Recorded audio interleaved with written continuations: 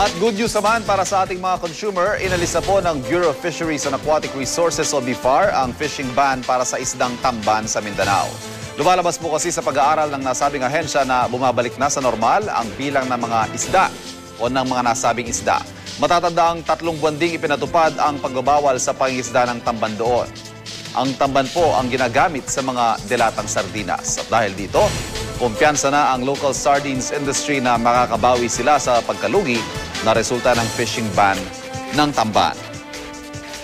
At kaugnay pa rin po ng balitang yan, makakapanayam natin si Attorney Asis Perez, Director ng Bureau of Fisheries and Aquatic Resources o BIFAR. Attorney Perez, magandang hapon po sa inyo.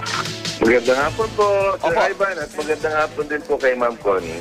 Para po sa kaalaman lang ng publiko, saan-saang bahagi po yung ng Mindanao ipinatupad yung fishing ban at lahat po ba ito lifted na? Opo, nag-start po tayo dun sa Zamboanga del Norte, mula po Dipolog, pababa. Papunta po ng Zamboanga, Sibugay, hanggang sa Zamboanga City, and then hanggang yun po sa Sulu.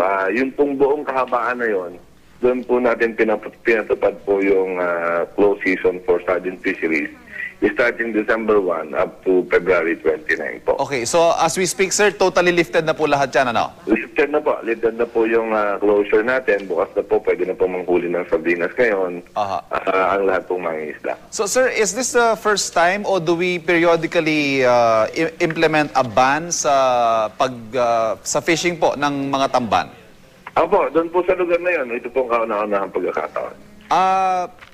Looking forward, sir, meron po ba tayong i-implement na plano para hindi na ho natin kailangan pang mag-implement ng ban?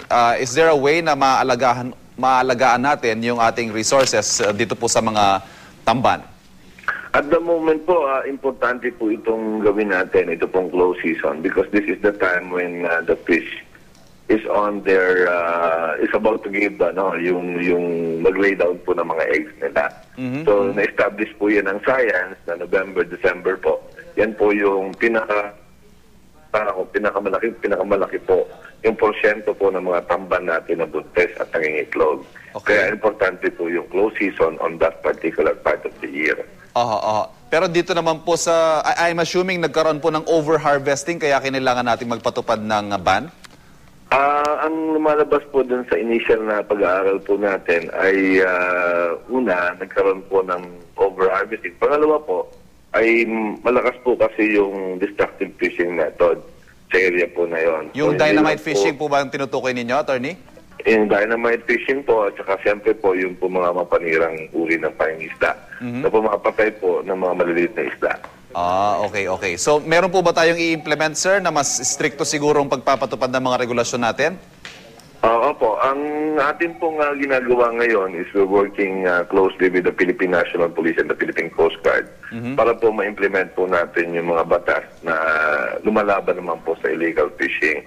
Kasi ang Bureau of Fisheries po, wala po kaming jurisdiction over municipal water by virtue of the new law. Kasi nagalan po kami ng powers dyan. At tinanggalan din po kami ng tao. Kaya we are doing this in close coordination with the Philippine National Police and the Philippine Coast Guard. Panghuli na lamang po, Attorney Perez, maaasahan po ba natin na bababa yung presyo ng sardinas from now on? We're looking forward to a better price within a month po, after 1 month po. Kasi atin pong maalala na yung pong ginagamit po nilang raw material was the product of several months of medyo mataas po ang presyo noon. So, ngayon pa lang po sila mag-start manghuhuli at yung manufacturing po, siyempre, will take time and then the distribution will also take time. So, looking at least a month from now, saka po lang po siguro natin mararamdaman yung pagbaba po ng presyo ng sardinas. Okay. Attorney Asis Perez, maraming salamat po sa inyo. Magandang hapon. Maraming salamat din. Si Attorney Perez, Director ng BIFAR.